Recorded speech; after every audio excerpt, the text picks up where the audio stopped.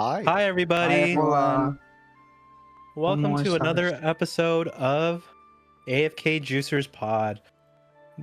This week we have two guests, very special guests and good friends of mine. But before we get into that, does anyone have a highlight or lowlight this week they'd like to share? Yes, I have one. Go ahead, Jimothy. So this week, M still hasn't beat me in XP. I hate you. No one knows who I am yet. Yeah. Well, We didn't even get okay, to the my whole Discord is. introduction. yeah, I also have a highlight this week. So today, Lilith marketing team had a little pop-up at a boba store, like about 30 minutes away from me. So I got to drop by with Turtle and P-Ball, and we got a lot of cool swag. Milan, can you bring you that tell up? them to Throw sub? the pictures up? Yes, I can. Did you tell them to sub? So Yeah, I told them to YouTube? sub. I gave them a big hug. So one thing is they gave us some stickers. We have a Chippy and a Hammy sticker. I don't think I took a picture of the Hammy one, but there's a Chippy sticker. They gave us a tote bag that's Muriel on one side, VALKA on the other, and they're both holding boba. And they gave us a nice Muriel pin.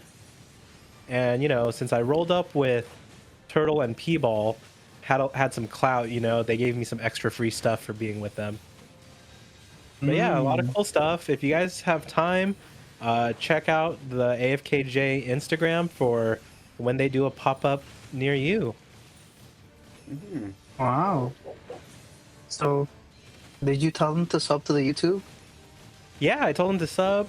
I told them to comment. One cool thing I found out is, without giving much details, they are going to have another player meetup this year, a little bit later into the year, and it's probably going to be on the East Coast this time. More details will come out later, I'm sure, but that's all I got for now.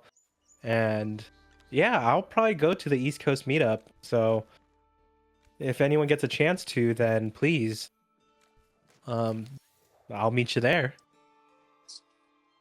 Now, Nice. one thing for this week, we have our special guests, like I said.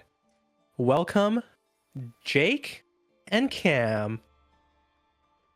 Jake's not new. He's been here 2 I know, episodes but already. I didn't say I Welcome. said special guest. Thank you guys for didn't say having you. us. Yeah, thank you. So now that they're introduced, let's get into the question of the week. What is your favorite juice flavor? I'll go first, and then we'll just go down the list in Discord in the same order we're shown. My favorite juice is guava juice. Mine is Ooh. mango or fruit punch. You like a lot of mango things, don't you, Jimmy? Like mango candy, mango ice cream. You're a mango kind of Because I'm guy. Asian. It's because I'm me Asian. too. I feel like, you know, a lot of different nationalities like mango. Especially if But you're Asian Filipino, countries in everyone knows. particular. Yeah. Millie, what's your Apple cider. This guy went from well, apple that's a juice cider. to You want to try orange again? Juice to apple Okay, I'll go to orange juice then. I'm sick. with He went back to orange orange juice. Okay, orange juice is pulp. fine. With But pulp. you know, there's something called apple juice, right? Yeah. Yeah, but apple juice is like really sweet, you know? Orange juice is good, and then you get like that texture with the pulp. It's really good. Yeah. Oh, you're a pulp guy. Yeah. Oh, interesting. So, like, okay, are we talking heavy pulp, medium pulp, Like- or light pulp? Light to medium. Okay, because I'm like with heavy pulp, you might as well just bite into an orange. Yeah. Too much. Yeah, I'm a light pulp kind of guy. Mm-hmm. Some texture, but not too much. Brother So- Jake. My favorite type of juice is like Milan, orange juice. But instead of being a sophisticated person like Millie and liking pulp, I would say my version of orange juice is Sunny D. Oh, so That's sophisticated. Who said that's So not you like Orange sugar flavored juice. drink. yeah, you like sugar juice. Who said Sunny D isn't sophisticated? Sunny Yeah, D is you're- the most sophisticated drink ever. You know, that's because you're like 10, Jimmy. It's okay. Yeah, Jimmy, I would have been okay without you coming in to back me up. But Jake can fight his I own wasn't- battles. I wasn't He can backing you defend up. his I was opinion just- himself. I was just saying my opinion. Brother Cam, favorite juice flavor? I like mango nectar, but if I was a 5-year-old, I think I would be sipping on a Capri Sun juice pack. You know, Capri Sun is good juice. Have any of you tried like the Kool-Aid version of Capri Sun? The pouched Oh, the Kool-Aid? pouches? Yeah, I used to have those too. Yeah. Also, when I was 5. Yeah. Those were just like I can't do those now. That's just too much sugar because I'm old now and I can't have too Oh, much it's sugar. so bad. Yeah. Sometimes I'll drink them at like a kid's party, and it's like if I drink any more of this, I will be on a sugar high and crash in like 30 minutes. Yeah. Oh my Like God. I can take like 3 sips and that's it. It's too sweet. Yeah. I primarily drink only water anymore, but when I am feeling like something sweet, my go-to anymore is actually getting the Arizona fruit punch like dollar bottle. It's like the dollar for the huge 32-ounce bottle at the gas station. Yeah. Wait, Those bottles. There's still Oh, a yeah. dollar for you? No, you're There's talking still about a dollar like the for you? gallon of Arizona, right? Yeah, but it's like the fruit punch flavor. Oh. Oh, for Yeah. fruit punch, I like I think it's like a tiki brand where it's like a canned one. Hmm. Tiki like Hawaiian the punch. Oh. I like the Macho Arizona mango is half the and half best mango. Arizona flavor. No, do not. Half and Did half. Did you say Half and mango half again, mango? Jimmy? Isn't it mucho mango the only mango flavor they have? No. That's like the sugary mango one. There's a half and half Mhm. mango one where it's like half tea, half Really? mango. Yeah. I haven't seen that. For Arizona, I do like the Arnold Palmer one. If I don't go for the green tea one. Mm. I'll send you a picture. But yeah. But yeah, guys, if you haven't ever had guava juice, you gotta try it. It's like the perfect amount of sweetness and it's perfect. Because I don't like eating guavas, the fruit, but guava juice, oh, that's the good. Mm-hmm. Now, let's get into it. What's up, Esperia, Jimothy? So this week's been dry, just like every other week. But we Oh, I did would say have there's a VALKA come lot. out. I'd say the story Didn't we was just a finish lot. the story? Yo, Yeah. what do you mean we don't have Okay. anything? We I need to didn't do talk the about story though. story. I had someone else do it. crazy. But for me it was dry. So, but we had VALKA come out, and you know she's pretty hot, so maybe that made up for it. And then we had the Primal Lord come out, the little icicle, Mhm. and obviously you all like story. I didn't watch it or do it, so I can't comment on that. Yeah, what was your guys' favorite part of the story? The ending. Wow. You Volka's didn't winning. get to the part with I the skipped the goblin? whole beginning. The only part where the Hypogen comes. That's my favorite part. Wait, I you didn't like skipped the goblin entire main part? story. What goblin part? There's a goblin. Goblin D's nuts. Yo, You see deep. Oh The my. ice mommy is blue, and we all know Milan has a thing for blue hairs. Yeah, I don't know. Is she blue or is she just ice? I think it's just Yeah. Is ice blue? I mean, in game it is, so you know. Yeah, I guess, but the story was actually I felt like this season the story was an actual story where the other ones were more like generic, like good guy versus bad guy. This one kind of had a little bit more depth to it. So I hope, Hmm. you know, as more story comes out, if any does this season or even next season's story, they get even more in depth where it's not like a super generic story.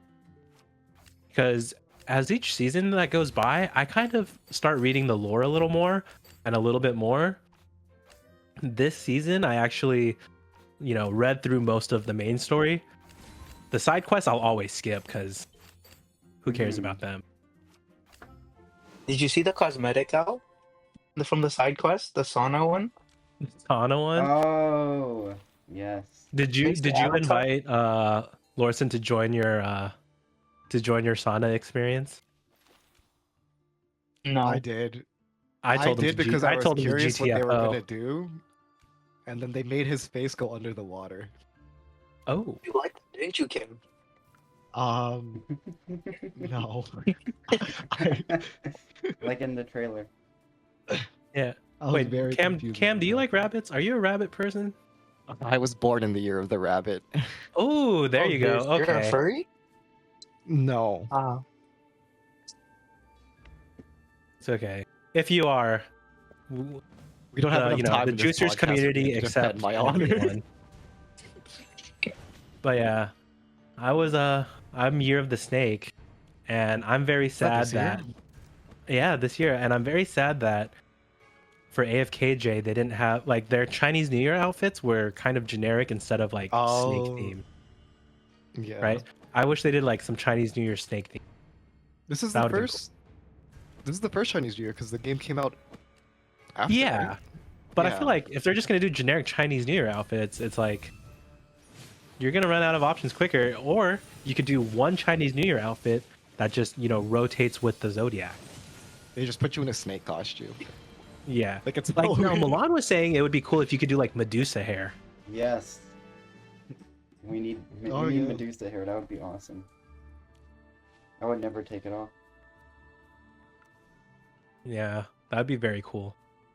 So, well, that's some fun news this week. Primal Lord's going to be interesting because, well, one, we start off with only one tile in the beginning, and by the end of it, we should have two tiles.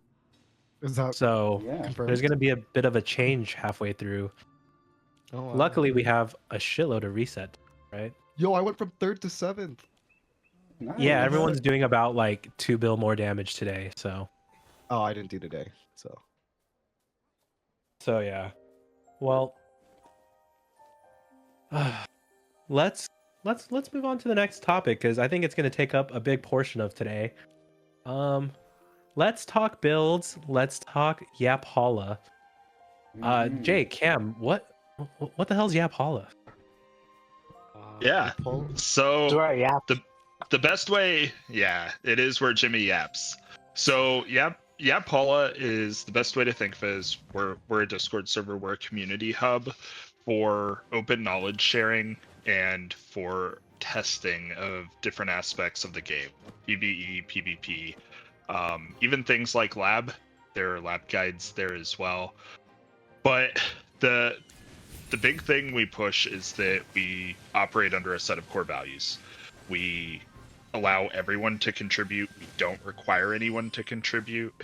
We treat everyone with respect, even though we get when you're making content, especially PvP, for example, you will have people with differing viewpoints. That doesn't mean we can't be respectful while still, discussing those differing viewpoints. And we are made up of a lot of different groups and guilds, if you will, within the AFKJ community. And we thought that was very important because we don't want anyone that's coming and contributing to feel like at any point in time, YapHalla will ever try and absorb their guild, will try and become a guild, anything like that, or limit information sharing or participation. So because of that, we're made up and led by several representatives from several bigger AFKJ communities and guilds to try and prevent that from happening in the future by giving everyone a voice.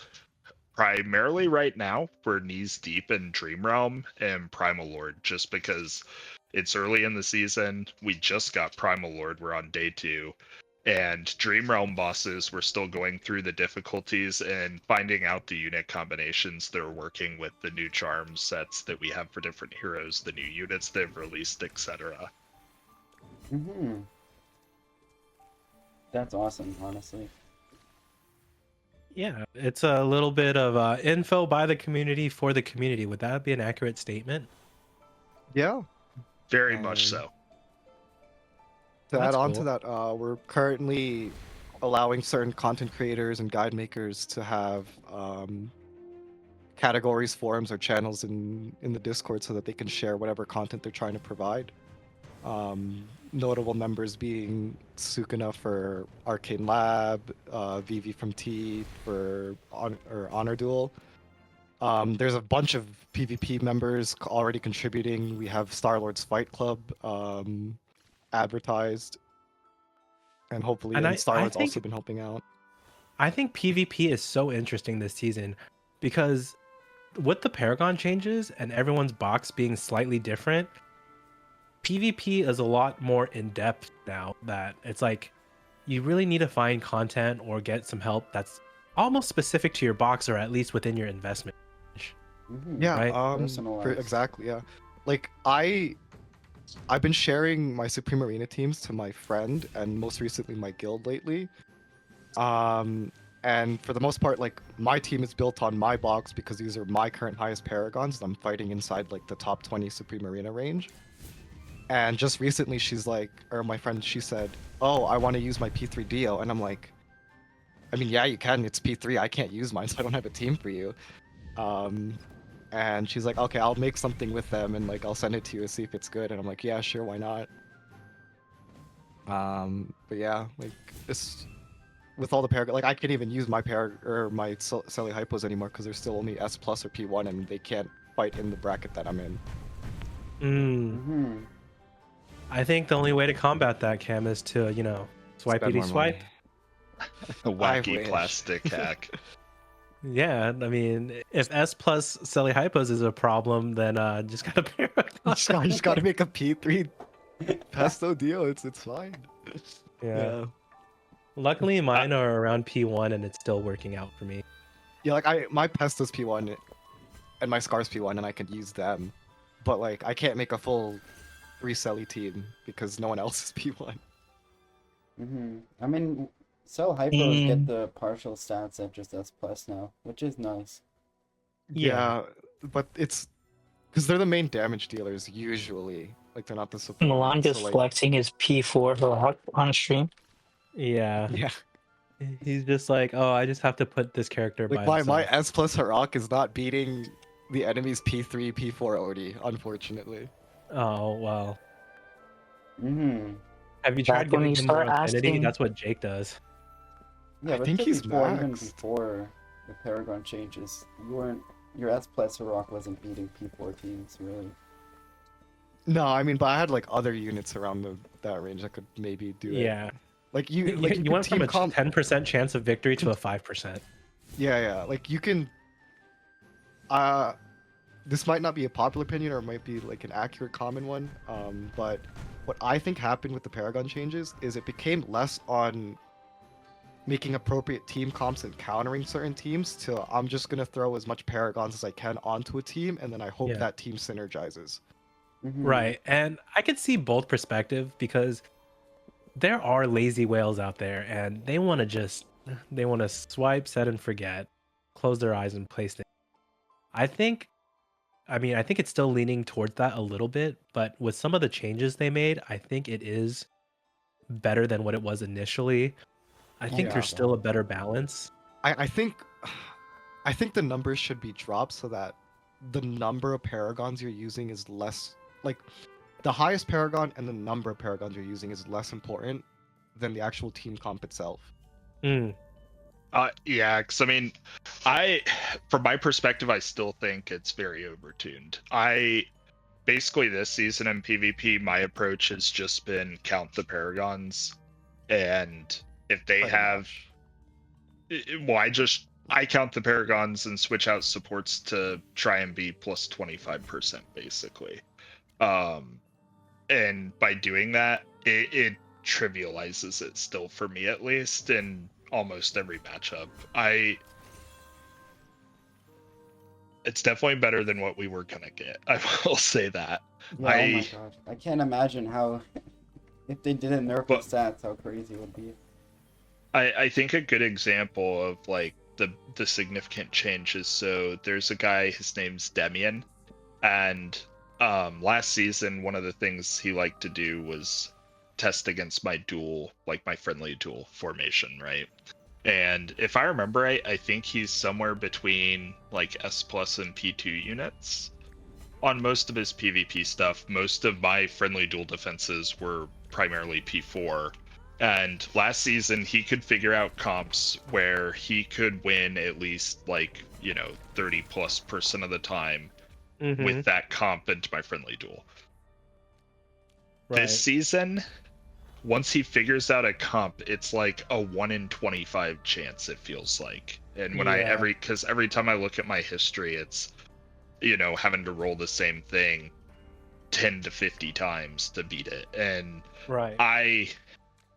I don't like that, because like he's finding comps, right, that directly counter what I'm running.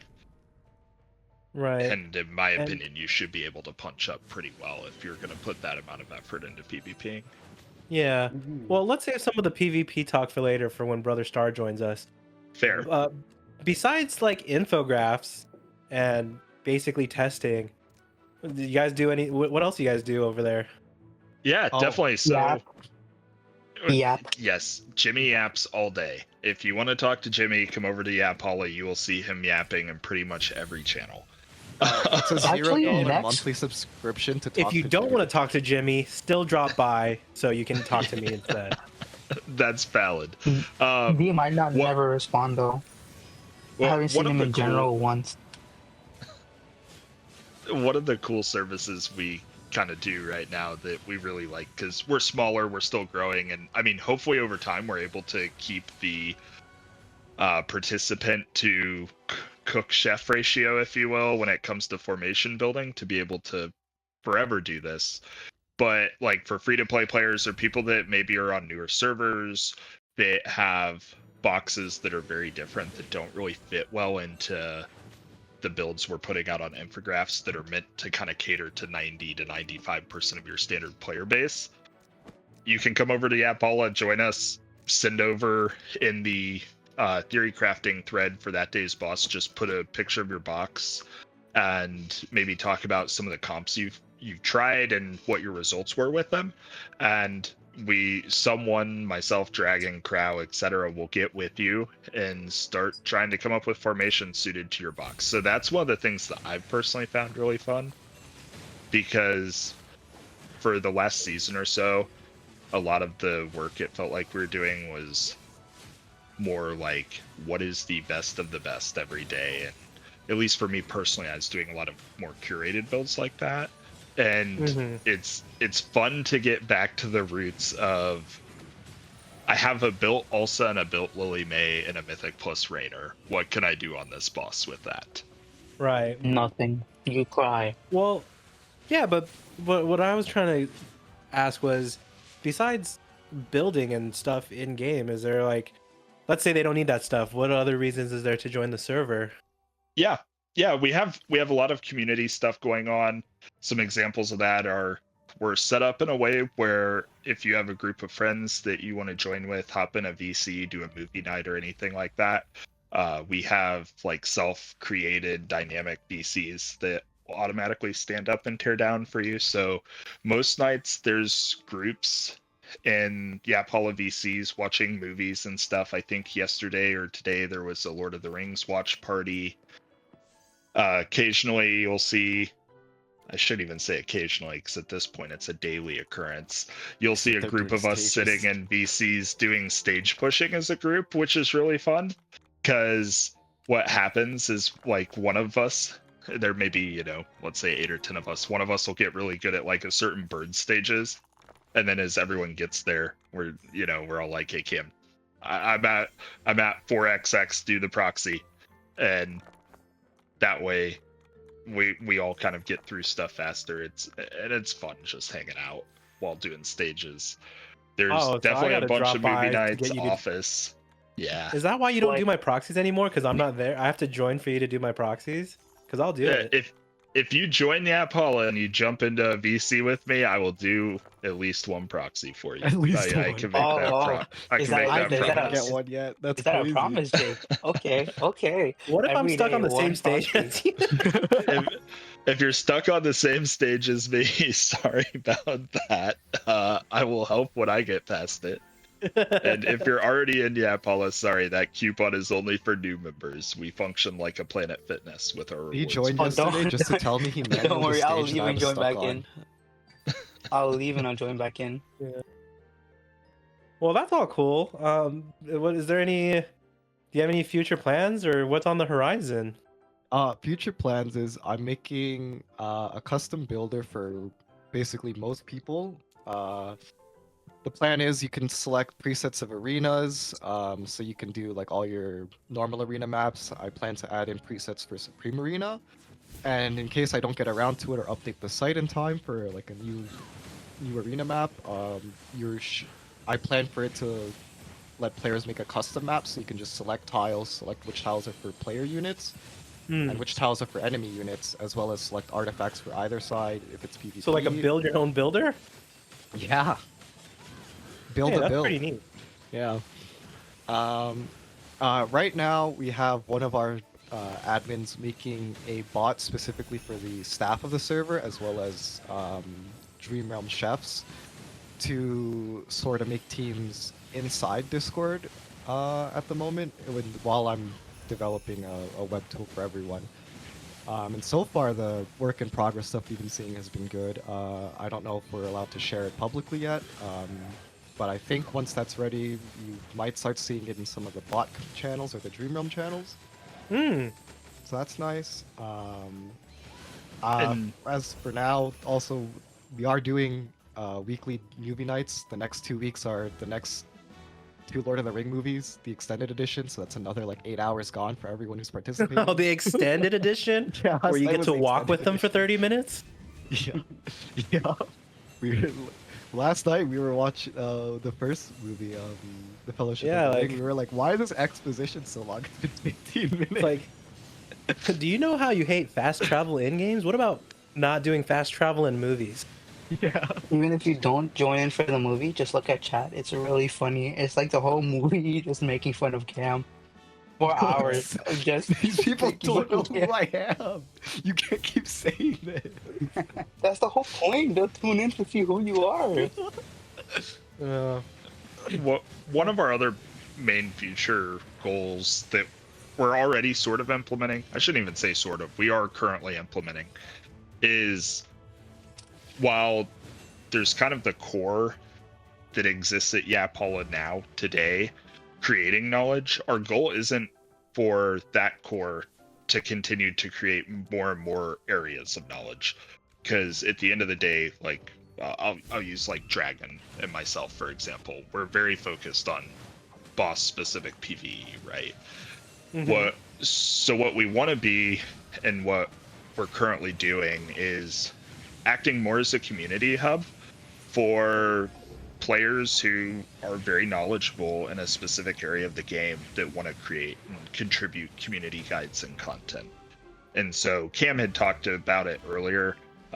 Like a good example of that right now is both Sakuna and B from T are publishing their guides along with Osa, because I think Osa helped Sakuna with that lab guide. They have super thorough guides, and what they're going to do is they're going to put them out on our community hub in YAPHALLA, so that way they're available for any player who wants to use them. And our only rules really with that type of information is it just needs to meet a certain level of quality standard in terms of the information that's being given. And then also that we don't ask anyone to put, you know, our logoing or crediting or anything like that to publish their content through us. We don't really care about that part of it. It's more we want to get information out there. The only ask we have is that if you're advertising a guild or another community, for example, that anyone that you're publicizing through us has to meet our same core value standards. Yeah. And that's just, I think that's awesome. That's really cool. I wish you luck on this project, and you know, very cool. Now, one thing I want to talk to you guys about then is Primal Lord just dropped. What you guys doing? I'm copying what Jake does. Jake, what you doing? So right now on Primal Lord, it really breaks down to a few things, and that's, do you have twins or do you not have twins? I feel like that's for like anything that's boss basically related. the start of the flowchart for everything PvE now, at least, because twins basically, have is been it- that good. Are you a whale or are you free to play? Is Well, that the question? Some of the builds do work with single copy twins, but with that said, generally the top end builds aren't working with single copy twins right now, because they're using the S plus ability to link multiple people to pull synergy. But so right now the flowchart really starts with, do you have twins? And then from there it goes to what reso are you at, because there's separate builds depending on the level of survivability you need. But right now it's primarily Mauler builds because we're on single tile. And it'll continue to be Mauler builds until we get to double tiles. And once we get to double tiles, it'll likely still be Maulers until we hit a certain damage number, and then it'll still be Maulers, but Pesto on the Mauler tiles. So I kind of what we're working towards is we're pretty sure we're going to hit double Pesto carry around the time we start doing around 40 billion plus damage on the boss. So 40, yeah, and so Damn. that seems a long way off, but because our reso isn't currently capped, as we gain reso, our damage numbers are just going up very expeditiously. It also helps expeditiously, very I have to look quickly. up what this word means. Yeah, I have to look up what that Rapidly. means too. So yeah, This is a real word. I've heard of Jake, can you exponentially. I use- haven't heard of Can you use baby expeditiously. terms? It just it means is a massive. real Baby word. terms? Are you fergalicious-ing us right now? yes. Oh, Fergalicious, you. No. So it'll be interesting to see how quickly we increase that damage. I do believe we're gonna get to double carry builds with Freyasto before the end of this Primal Lord. But one of the things that did change for this Primal Lord is the soft cap for maxing out the soft capped chests, which is 30 chest rewards. Typically had been at Do you know when the next breakpoint is? it's somewhere around 30 or 40 billion was what Draken was So saying. from 5 It's to quite- 30, it's 30 For chests. 31? For 31, yeah, it's 31's at very 30? it's very far to get to the 31st chest, but the 30th chest is only at 5, which in previous first Primal Lords, if I remember correctly, is at 10. So I think what that means is everyone's gonna be getting a lot more XP, and we'll probably skill even quicker. Because last season when we started on Clam, for example, we were doing around 10 bill as well day one on Clam, and at the end of Clam we were doing around, if I remember correctly, around 50 bill. Yeah. Mm. I mean, Can we slime. go over the skills for the Primal Lord? Because we've been talking a lot about damage, but what about for the viewers that don't know what the Primal Lord actually does? Yeah, Millie, you want to read it out? Yeah, so its ultimate transforms and fires multiple icicles to enemies, dealing 60% of its attack damage per second 2 times, and after a brief charge, releases a laser beam that deals 200% damage to enemies within 1 tile of the central axis of the battlefield, which is like this middle area. Oh, that's cool that they have that little map thing. Yeah, it's like a laser beam. Pretty nice. Yeah. And then this is its main skill. So, it charges briefly and inflicts Ice Seal on the enemy who deals the highest cumulative damage. So pretty much your best, your DPS, reducing their HP by 0.95, freezing them, and then also reducing their vitality by 50. And then it casts it again, I believe, later on. And if they're still frozen, they'll be instantly killed. They have to recover to over 50% of their HP to unfreeze. So pretty much it's a race to heal them before they die, is what I believe is happening here. And then their third skill is just a damaging skill, so it shoots more icicles, but then on even and odd tiles, and it rotates between the two. Oh, And that's its interesting. passive effect is whenever it receives any stat nerfing debuff, it nullifies it and converts it into like energy masses up to 8 times, or up to 8 energy masses at a time, and it pretty much shoots it back out at you. Oh, so don't debuff. Yeah, so You actually, got Rainer debuffing in this main one. yeah, about Rainier, does Rainier's 25% his M plus debuff affect that? Jake, I think that's Do you for know you. Brother Jake or Cam?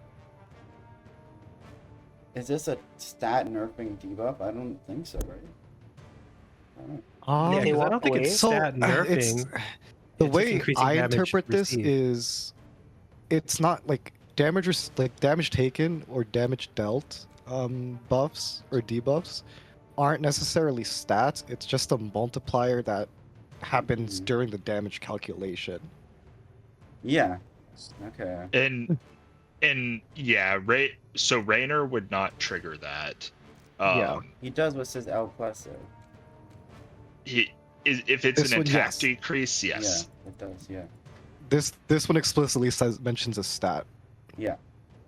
So he does Yep, partially and trigger it. It does, and if something says decreases defense, that also will trigger it as well. So like Kruger. Yeah. Yep. But Jake, so when you're mentioning earlier when we get double tiles into Frieso, why don't you think there'll be any CeleHypo teams? Because I could see Rainier, Twins, and then Frieso. That would be a really good comp, especially because the CeleHypo tile I think is probably the most geared towards bossing. Was it actually like increasing your damage and attack? I think there could be as well. I think I'm pulling up what our doc that has our theory crafted double tiles team. We have a Google Doc where we're basically working through our test process and then the teams that we think we're going to run. Right now, what we think we're going to run on double tile is Shakir, Smokey, Mikola, Twins, Frayesto. I could see. Milan, if you want to pull up the doc. Yeah. It's I in the chat. could see that also working with Raynor, though. I think that is a very good idea. One of the teams that I think Dragon's wanting to test when we get to double tiles is actually a Sinbad Sonya team, but it's a Celi team like what you're talking about, Dragon, where you link basically Sinbad and Sonya Oh, there it is. between the twins. Yep. Yeah. Yep. Okay, because Interesting. the actual effect of the CeleHypo tile is pretty strong for bossing. It's the only one that really affects bossing in a big way. I Yeah. estimate roughly we should hit Rezo 600 so we could hit a plus 20 artifact. And instead of what artifact we're using right now? Right now, we you still are really using. good. Yeah, so like once Frostfall. this hits plus 20 and it's on 3 ults instead of 4, I think that's gonna be really fucking big.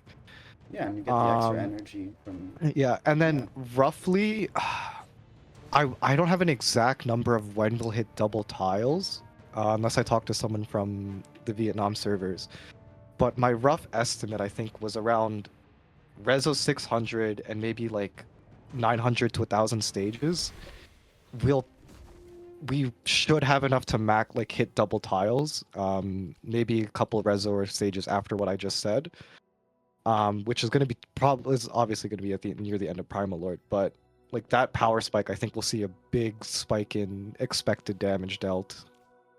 I think so Because like we went too. from what yesterday was around, highest was around like the 10 to 11 billion mark. Today is around like the 11 to 13. Yes. I expect a linear scaling until we hit double tiles, and then we'll just see big numbers from everyone. Yeah, so like yesterday, Rosa and myself were doing 12 billion, which that's on like in barely 12 billion, like 12024 and 12011.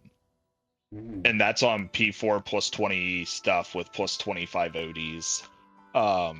Today, there are people on my district that I know are P1s, P2s that are hitting that same damage so far. So Yeah, it does seem like we're I'm getting hitting one damage day quickly. behind Jake because of Paragon and EX diff. But Damn. yeah, and a lot of that's charms too. Some of the charms currently. So if you're running an OD Raynor comp, the most important charms for you, in my opinion, are going to be Raynor and then OD. Doing true damage and doing extra damage on OD hits is where almost all your damage comes from. After that, I would do Sonya. I was called a fool for crafting OD charms day one. I don't know who would say that to you because I also did that. It's because I didn't need to do it to kill the boss. Wait, craft Sonya for Primal Lord? You can craft Sonya for Primal Lord as well. Yeah, it increases the damage done. But she's not used right now, no? There are alternate teams using Sonya. Yeah, Yes. so if Basically, if you're not on non-twin twins, you teams- should craft Sonya. Okay. Yeah. I believe Twins It's the current top team is Rainer, Mikola, Twins, Odie, Shakir, and then for no twins, you swap in Smokey and Sonya instead of Shakir and Twins. Yep. How do you have so much more reso than me? The other thing I think is maybe important to mention about Primal and just the units we're using in general, and this does actually hold true for the most part on Dream Realm as well. If for some reason, let's say you don't have Sonya, maybe you started late or that wasn't a raid up banner that you pulled on, but you do have VALKA. VALKA and Sonya can be used interchangeably in most builds with the same positioning. The only thing you want to keep in mind is that Sonya gives her buff to units within a single hex. So some of the time your supports you may want to pull in closer to VALKA if you're switching Sonya out for her. It's good. Yep, like a good example of that is, like a great example of that is that Sonya Twinless build. You can literally direct swap VALKA in for the Sonya and that, and it'll work a-okay.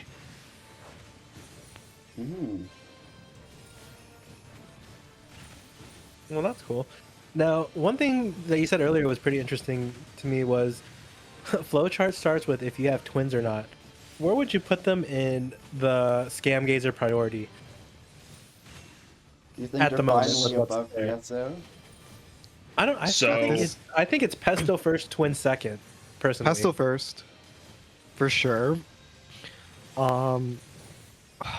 It's so hard to rate a battery unit. Even with all the bosses that directly counter PSO.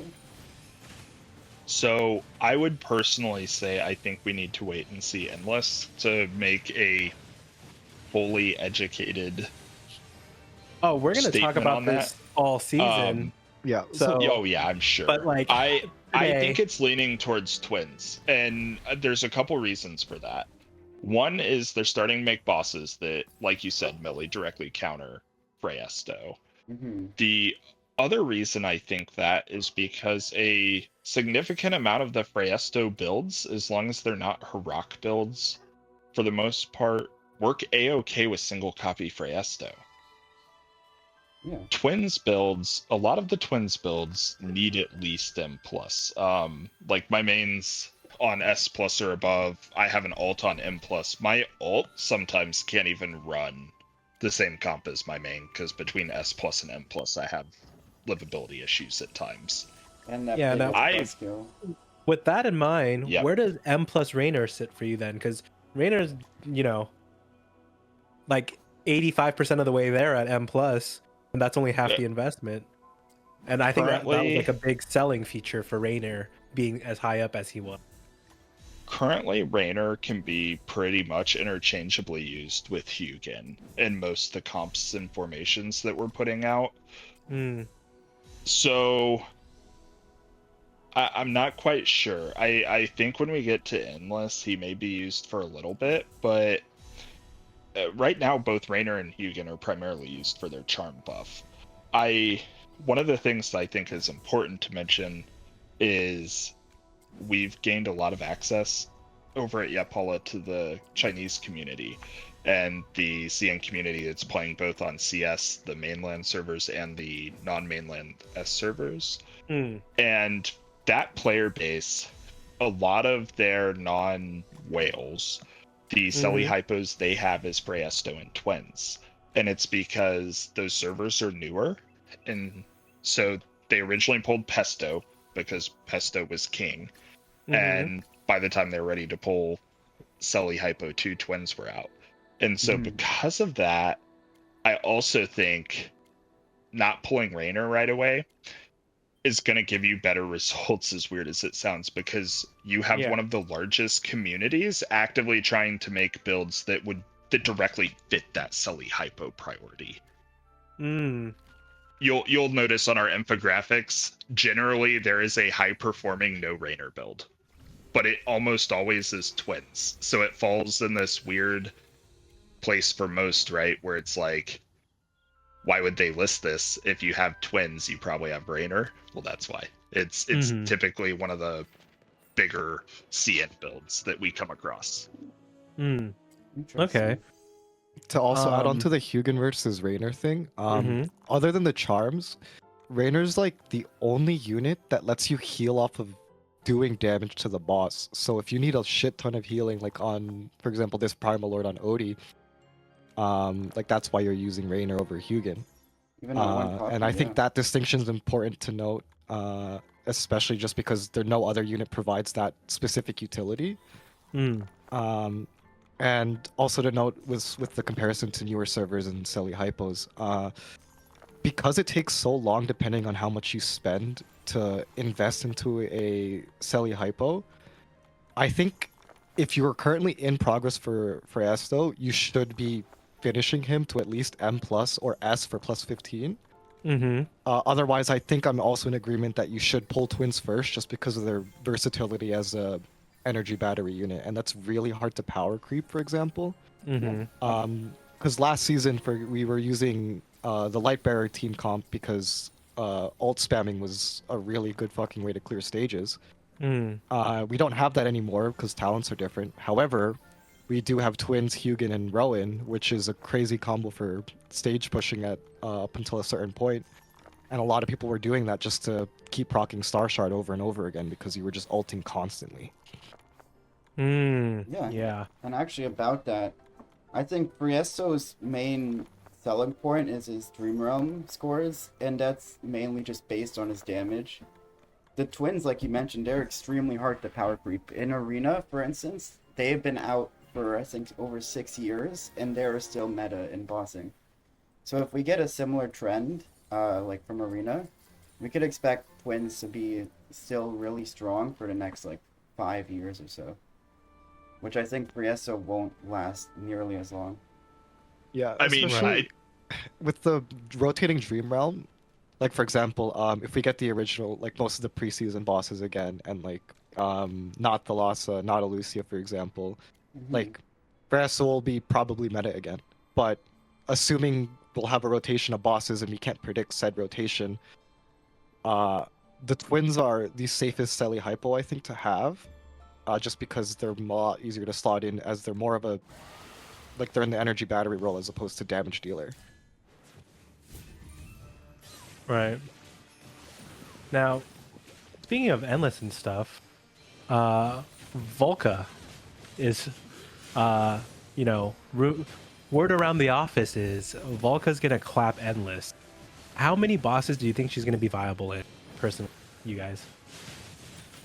I personally don't think VALKA is gonna clap endless, Oh, but like at all. we'll have to see. I don't think, in my opinion, VALKA is gonna be very similar to Lily May, honestly, in endless. The bonus that she has is she does provide buffs, so you can slot her into more of a Sonya role than you would a Lily role. But normally deep endless kind of turns into a buff the hyper carry, whether it's a rock this season with charms converting to true damage. We may see Talene still go deep into endless as well, but it's generally about buffing up a Harak, a Freyasto, or a Ludo. I just don't think her damage type and kit line up well enough to be a deep endless hero, but I'm hoping we at least see her in early endless or potentially in hell difficulty, because I like her kit and I think she's a fun unit. Yeah. Well, something. Well, wait, before we get, sorry, Milan, before we get into her kit, we got to talk cosmetics. Which skin are you guys rocking for her? As much as I Base. hate the hat, I use her alive skin. Like, her alive skin I think is cool, but when she stops moving, look at her eyes, dude. They're so far apart. No, it's the hat's fault, I think. It's I would prefer if her eyes were like normal distance and the hat doesn't, you know, you just have I'm the hat wearing the cover hat, some of it, dude. whatever. I'm personally honestly, using the it would be original. better. It would be better if the hat was like the visor was down. Yeah, look, like the other one, the human one, she looks like cross-eyed or something. It's so. I think it's because the visor's partially covering like the inside, like the middle of the eyes. I don't know. Yes. I don't know. But also before we Millie's move on obviously rocking the to human one. skills, Cam's rocking also- human.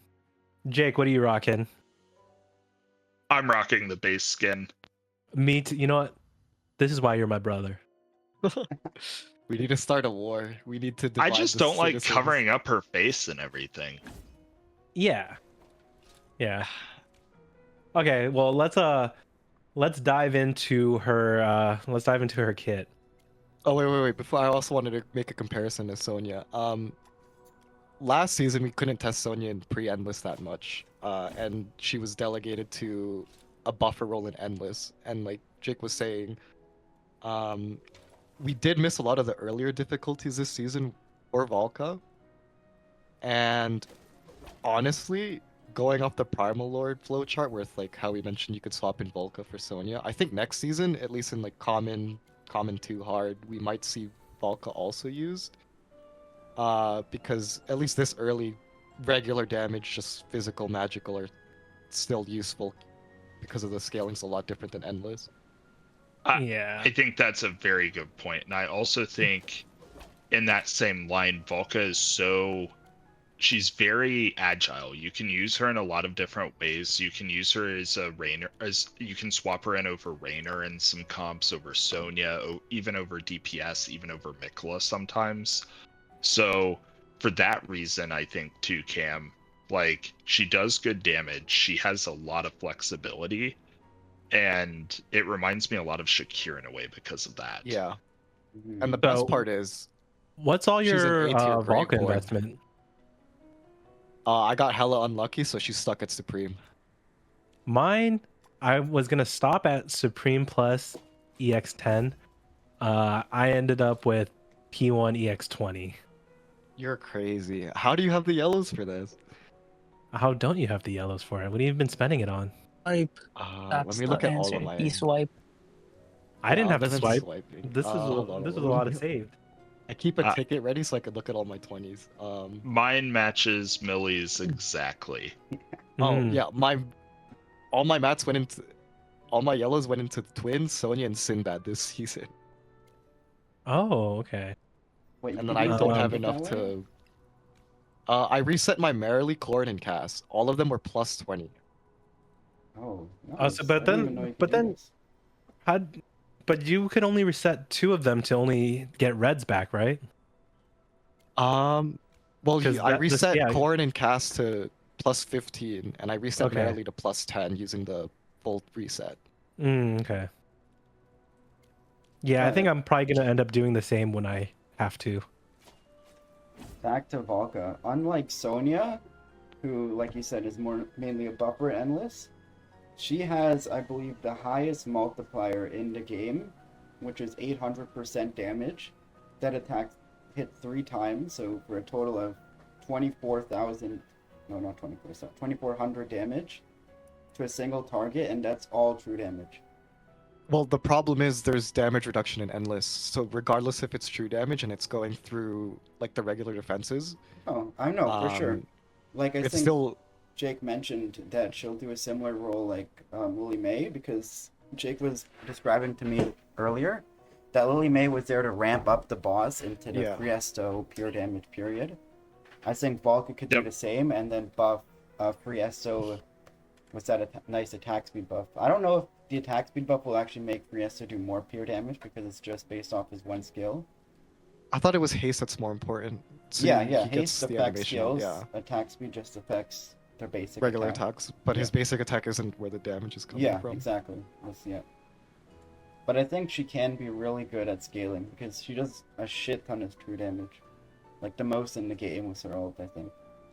Well, in Pesto's auto attack is how he scales the boss, right? So in that That's regard, true. her giving him attack speed is good. I do think you are probably correct, Millie, in that VALKA will see some uses in Endless. What I don't know is I don't know if she's gonna really see any uses in the top end builds. But possibly the thing that's weird about the true damage is like true damage basically is the same as magic or physical for late stages of endless, because the boss is getting hit with scaling DR, where that scaling DR reduces true damage exactly as if it were physical. Um, Yep, and so because of that, like when you get really deep into endless, you can basically run any damage type to scale the boss. You can run Talene, even True will Well, scale that's at why Pesto's very hot similar with the pure rates. damage. Yep, pure damage OP. I want VALKA to be used though. What I can tell you is I use about 10 attempts worth of our cooking and testing every day to try and find VALKA comps, and I plan to continue doing so because I like her kit. I think she's fun. The problem also with her converting to true damage, Elucia reduces all damage other than physical. So if you have anything converting to true, you're actually doing less damage against Elucia. Yeah, Yep. but that's just a one bar. Yeah. Yeah, but it just makes it awkward because like that's like the one boss she would like you would like to use her in because she primarily does physical in her for the rest of her kit. I mean, I think if you're using her for bossing, it's just going to be for this, her ult and the buff. The rest of her kit doesn't actually do a lot of damage. It's mainly just CC and AoE stuff. In terms of just pure physical damage.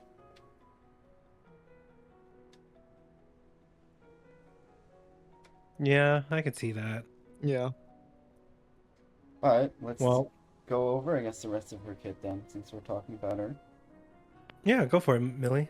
Yeah, so she's actually unique in the way that she's the only unit in the game which uses her energy for other skills outside of just her ult. And for instance, her ult only costs 100 energy. Unlike everyone else where it's like 1,000 in energy, hers only costs 100. And Dispose has some drawbacks, but it's also like really nice because her other skills cost 300, 300 over here, 150. So he's gonna be using energy all throughout the battle.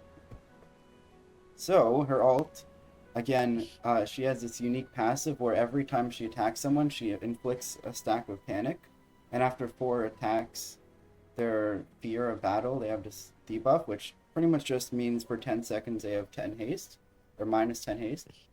And then, if they're in this state, this panic state, VALKA is able to cast her ultimate on them. And then the ultimate is what we were talking about earlier, where it does 18% of their max HP as damage, so that's capped at 800%, 3 times, which is all true damage. And VALKA is unaffected while using this. So, her second skill is what also costs energy, so she has 3 different sword slices, and she just casts them depending on how many enemies are around her.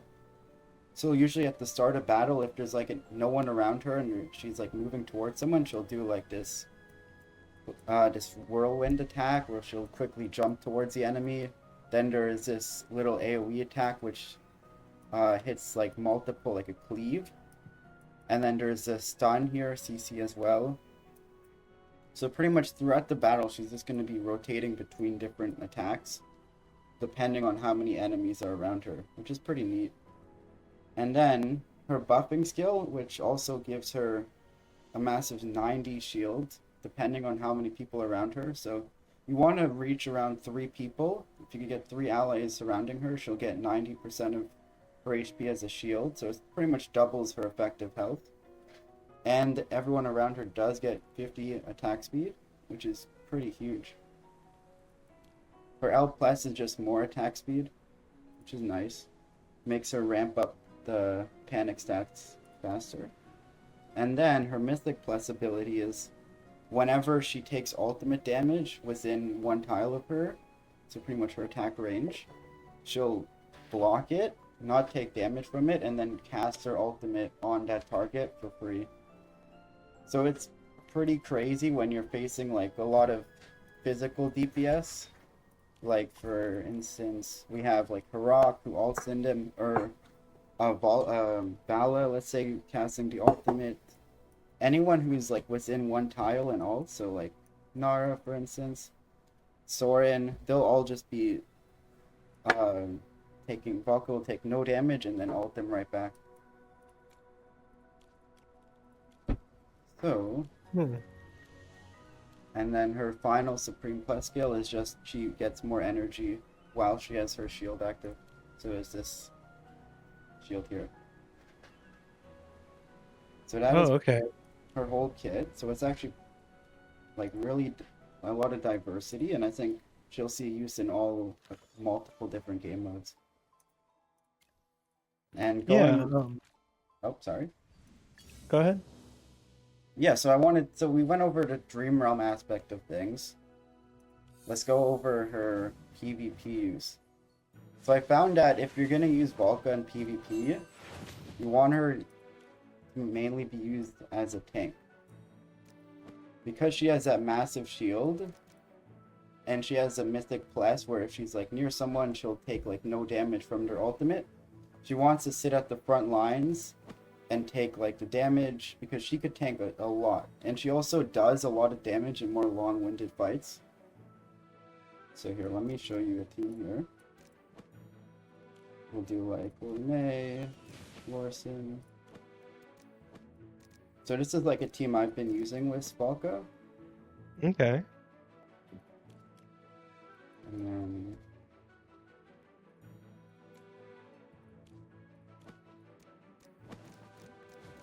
still inside. So something like this. VALKA will be at the front tanking everything. And then from there it'll allow your allies to just pop off pretty much. So she's like effectively serves best as a tank and buffer in PvP. Oh my god. That's embarrassing. Yeah, not the best example. Yeah. Okay.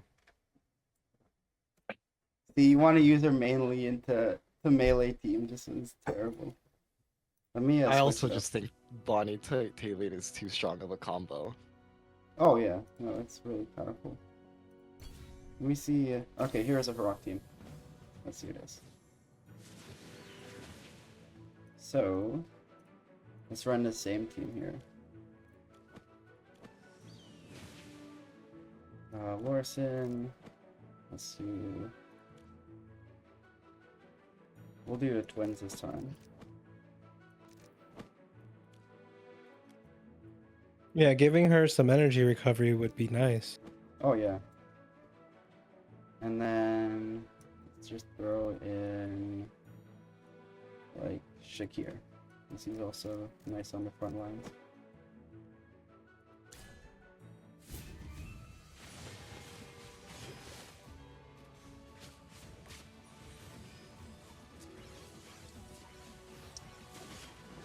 So you can see VALKA hasn't even lost like any of her shield. She's just sitting there. May ulted right next to her, so that's why she popped her ult.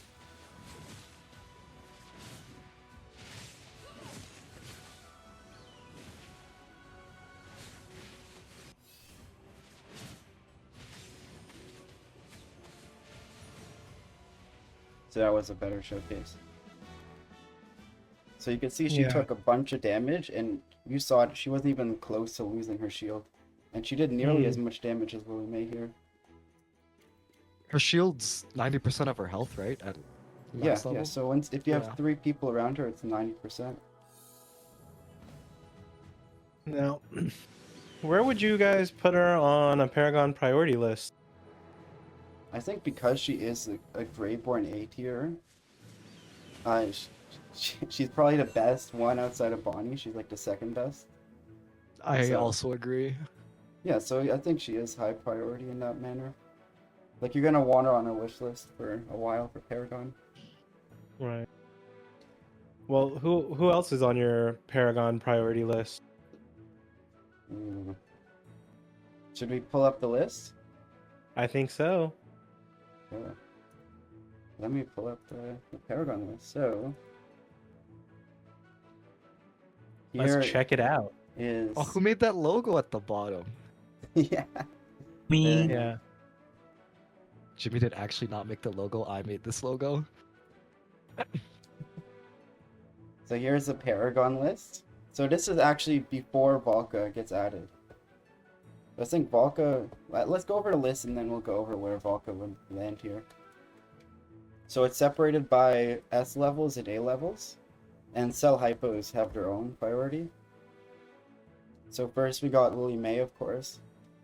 I don't think we need to really go in depth about that one. Tassie and Shakir. So these are like the main 3 S levels you want to go for Paragon. Followed by VALKA, who is more controversial. She's there more mainly because she actually benefits a lot from the Paragon stats. And if you have like a higher Paragon Vala or equal Paragon, Vala could really be a monster. For instance, if you're losing like a low copy Vala, in terms of like Paragon level against a high Paragon team, she's not going to be able to get that first kill and activate any of her Mythic Plus abilities. But Huen, for instance, could still heal and could still do her damage rest to the team. So that's why like Vala is so high up here. Of course, we have Huen as well, and Iran, who is now coming back in the meta without Mauler tiles. And we're seeing him a lot with like nuke teams, with like Elsa and Arden. Then Thorin, of course, who is just a really good tank and can replace Priesto in a lot of teams and just huge sponge. Ludovic, who I think is actually also like one of the better healers now. I know personally, like I've been using him a lot more. He just does a lot of good burst healing, and with the new Paragon sets, it's really nice. Elsa, who also really benefits from Iran being back because that's their best team. Igor, of course, who is a really strong like stall unit and could really ramp up later in the game. Lorson, who just came out, he is also like a tech unit, I would call him, and he does a lot of damage and healing. And then Floribel at the last bottom here. So if they're not on this list, you probably shouldn't prioritize them for Paragon. Anyone have any questions about the S levels before we go to A levels? I will No. say. Why is Igor on there? You know Yo, why? I got Igor? interrupted by Special. Jimmy. That's crazy. I also think if you could probably even reorganize this a little bit to be factions instead, so people can do their wish list Um, according to the factions. So the Because thing is, right now, looking at this whole thing, I see 2 light bearers and a bunch of wilders. the thing is with that is, a lot of light bearers actually don't. I don't think they benefit that much from paragons. Because you don't really use too much of them in PvP just because their kits don't really scale that hard, or there's better units to use for PvP. Because if you're slotting in a light bearer, the opportunity cost is you're not using another faction or like another better unit, for example. In the case of if you go back to the Paragon list, there's a lot of wilders in the S tiers. And that's just because of the nature of their kit. Like a lot of them synergize with Iron or counter Iron. Yeah. With Tazi being used with Iron, Lily May sometimes being used with Iron to beat others, or you're just slotting it in just so that your team doesn't lose to an Iron. The one I would disagree with is Lorsan, just because he's too new, and if you look at it, he's the 5th S tier wilder, so like I wouldn't put him on this list just because I'd rather put in a different faction to recommend, like you said. For example, I don't know, maybe like another Mauler. Yeah. Just because like you're gonna be like building 5 S tier wilders is a lot to ask for. Yeah, no, this infographic doesn't properly explain it. The way that we came up with it is we did actually like a whole tier list, and we went unit by unit to which unit has a higher priority. This is hard to really visualize because, like you said, it's mainly wilder dominant, even on the A level. We'll see later on. Yeah, like this is like the top 12 for each rarity relative to every other unit in that rarity. Do you want to pull it up? I have the actual tier list if you want.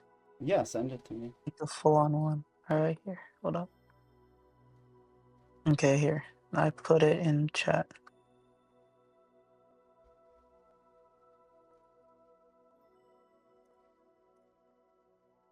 Oh, yeah, this is what I sent on.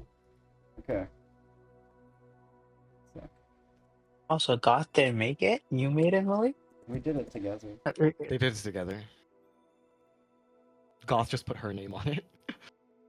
Oh, exposed? No, I mean, it was like 50-50. It was her idea to start it, actually, so... Okay, wait. Are you being held captive, Milan? Do you want to talk about it? We're here for you.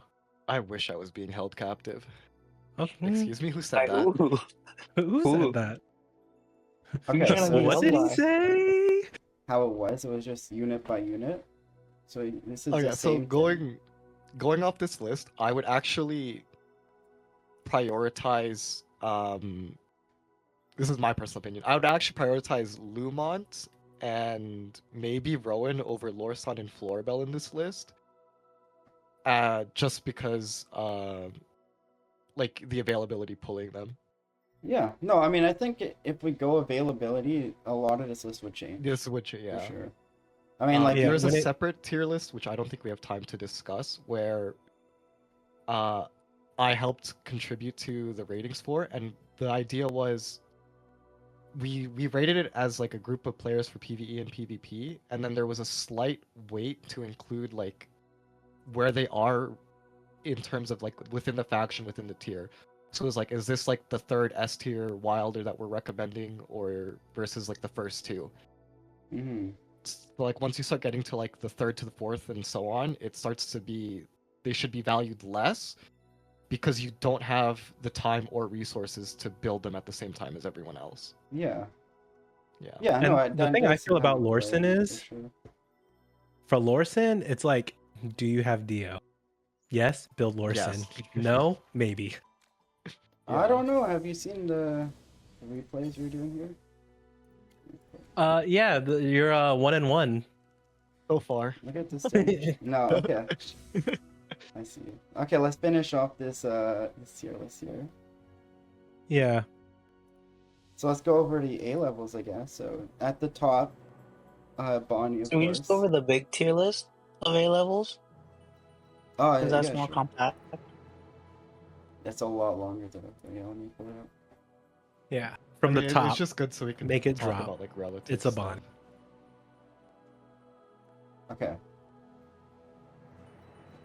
So here's all the A levels, and then we could actually go over to CeleHypo after. Oh, look at Jimmy's two friends at the bottom. Did you not see Puzzle's video with Kafra just one-shotting characters? Yeah, no, this priority is actually in reverse. This is the highest priority right here. Okay. Phase of number 4th unit. I don't know about Lucius, but I don't know about Lucius before Luca. Yeah, so I mean, we'll get to Lucius a bit Yeah, later. But Yeah, let's go through it. we got Bonnie, who has been completely dominating normal arena and even just like Supreme Arena. She's a menace. So I don't think we need to really explain her. Odie, of course, he's still really powerful, even though he came out like at launch. He has that execute ability, which is even getting stronger now. With like Almis that could counter stuff, and the Supreme Arena map 2 effect, which he could just bypass completely. Damien, which is probably the best PvP healer in the game right now. Mm-hmm. Arden, who of course is seeing a lot more use because of Euron, and then his best friend Almis right next to him. Dude, Arden's charms this season are juiced out of its mind. Oh yeah. I don't understand how we said let's make splash damage charms for all the splash damage units. Yo, dog, I heard you like splash damage, so I added splash damage to your splash damage. It's like not only do we suck everyone up with Iron, so there's like 5 units grouped up. Each lightning bolt is hitting all 5 units. It's crazy, yeah. And then Yeah. Coco, who is also really powerful. If she gets your ult off, it's like pretty much game over for the most part. That's her damage res. Parisa, who is also like an Euron unit, she has insane damage. And doesn't rely on CC to do her damage. Lenya, who is like really powerful with like the Wilder tile, and I wish Starlord was here to talk more about her. And Sorin, who I think actually might jump in priority once he gets his S++ skill coming later this season. Mm. Because that's a pretty significant buff. Do S++ And you won't affect be able to regular arena? experience that. Yep, it's Yeah. their base kit. It's a base upgrade. Yeah. Oh hell yeah! So like for Muriel, it's just anywhere. It's not seasonal too, so Cam, it does won't that go mean you're away. gonna build them? Are you No, I gonna build literally them when cannot it's afford to build this character. Soren, Soren. Yeah, no. So like my Dude. problem is you can't afford to not build Soren. I need to build more units to Paragon, and it takes me less copies to get like P2 Seth than it is to P2 Soren. But P2 Soren's better than P2 Seth. Yeah, but that's gonna take me like twice as long. I have Epic plus Soren. Bruh. Oh my god. Epic Plus. It's like you dug yourself into a hole and you think you can just keep digging through it. It just Yo, if it wasn't for this turns into Paragon a change, bigger hole. if it wasn't for the Brother. Paragon changes, I'd have an S plus Soren. But here we Brother are. Cam, no matter how deep you dig that hole, there's never gonna be a Soren at the other end unless you switch. Yeah, but the problem is I'm never Sometimes- gonna use him. Bro, PvP. there's something called a sunk cost fallacy, and that is your Seth. Yeah. But I had to build Seth for RR. Yeah, but you don't need Paragon Seth for RR. It's too late. Also, This Soren RRDumb is never being rankings used. don't give you any rewards. So, was it worth it? Yeah. It's okay, Cam. At least you're happy. We're gonna start We're gonna just a GoFundMe community for you for when Cam you need Soren. support. Once you get your Seth to whatever Paragon you want and you finally start building Soren, we'll give you an outlet to talk into. Hi, my name is Cam and I Paragon Seth instead of Soren. Yeah. Followed by Sylvina and Niru, so the two A levels from Graveborn. Sylvina has been a lot stronger lately because of the no Mauler tile, so she could actually get her execute off. And because only Wilder actually gives that invincibility, against most factions, even like CeleHypo, she could really pounce on someone and pop them. Especially because the actual Graveborn tile itself this season is really strong at assassinating targets, so it synergizes really well with her kit. Mm-hmm.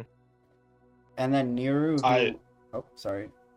Oh, sorry, I was just gonna say, Milan, I've been having a lot of success actually with Sylvina and Lenya both because of no more Mauler tiles and Wilder tile kind of behaves similarly in the Mhm. stuff. But you need to snowball with the Wilder tile. Which Yep, is a lot yeah, better than no questions asked. I'm not gonna fucking die for 12 seconds. that's fair. Yeah, and with Wilder tile, you could always sort of counter it by killing the other teammates, and then it lowers the invincibility timer itself. Mm-hmm. So you don't need to Yeah. assassinate the actual person on the tile, but if you could assassinate someone else, it reduces it by like 3 seconds, the invincibility, I believe. It's much easier to play The around. conceal. Mm-hmm. Mm-hmm. Yeah.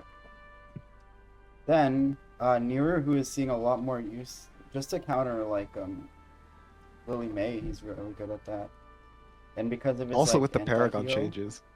Oh, yeah, because a lot of people have Paragon Niru already. Yeah, I went from not using him at all to just slotting him in because he's Paragon too. Mm-hmm. Hugin, who is a controversial pick, I think. I think he benefits a lot from the Paragon changes and just Paragon stats in general.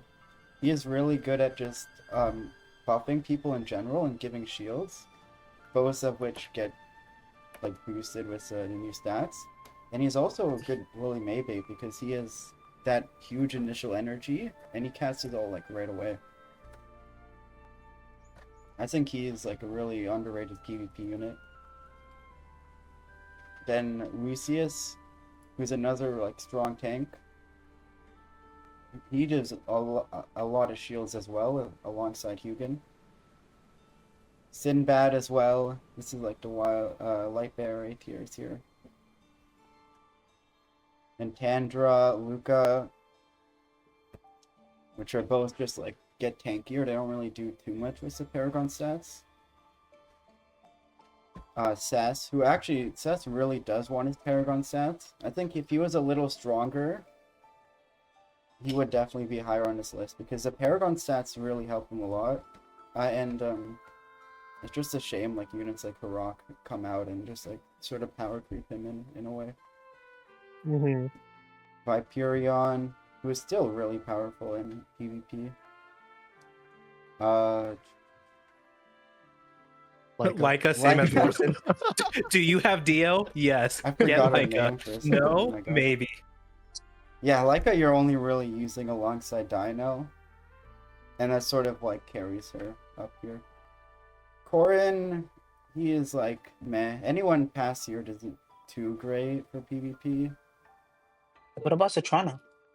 No, I will say one quick Fine. thing for Leica is depending on your Dio's Paragon is what you want your Leica's Paragon to be.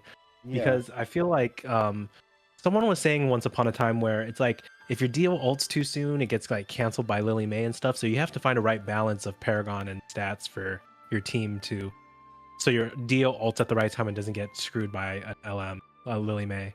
Mm-hmm. Yeah, no, you want to, if you're using Dino, you want to have your Leica Paragon. Muriel, who actually does a huge damage with her S++ skill. It's just she's a little slow and takes like a long time to ramp up, which it hurts her a lot. And then Salazar, he's just another Grey Borny too. He's pretty decent, I guess, in the right situations. Citrana, which like Jimmy mentioned, actually pairs really well with Bonnie, but I mean, I feel like Bonnie just has better teammates in Taylene, and the Paragon stats is not really helping that combination there. Walker, who even with the buff isn't doing too much. I've actually seen him being used to counter Bonnie because of his flashbang, but outside of that, he doesn't really get used out of the Paragon stats. And then these are just like bossing units, or just like Capra and Valor. Yeah. So if any of you want to discuss more about Paragon stuff, Goth is more than happy to talk to you about it in either YAPHALLA or Fight Club. You can also talk with Milan about it, Jake about it, Jimothy if you're looking for jokes with some truth, and I believe Cam will also be available. Yeah, I can talk Now- more about like general Paragon ideas, not specifically for PvP. Yeah, and every account is a little bit different, so this is a generalized list that covers most, but some accounts are special, and you know, if you need something specific for your account, feel free to reach out. Do we want to Now- go over to CeleHypo quickly? I think for the CeleHypos, we can go over that on the next one, unless you have just like a quick 2 you want to shout out. I think Taylene is actually being used a lot more, so I'll pull up quickly. Taylene is really high now, and that's about it. Burial, my god. Burial's Burial good. should So be yeah, I first. think personally for me, I would do Dio first, followed by Taline, followed by Heroic. I agree with those top 3. The remaining ones, I don't know. I guess it Yeah. depends on how I Tell feel him how that good month. Burial is. It's mainly Tell 'em how like the good Burial is. DPS, tanks, and then like some supports and Scarlito. Mm-hmm. No, Burial is Oh, Yeah, my good Carlita Burial really is fell not. off, huh? Yeah. Oh my god, Scarlita used to be like at the top here, like next to Dino, I would say, or in Burial. The Now teams are way too she's bursty. gone. Yeah, exactly. She's too. They're all thick and dead before slow. she drops. Yeah. Scarlita S++ win where she drops like half the time faster. Or what if she just shielded everyone? Her blessings hit multiple units. They got like AoE.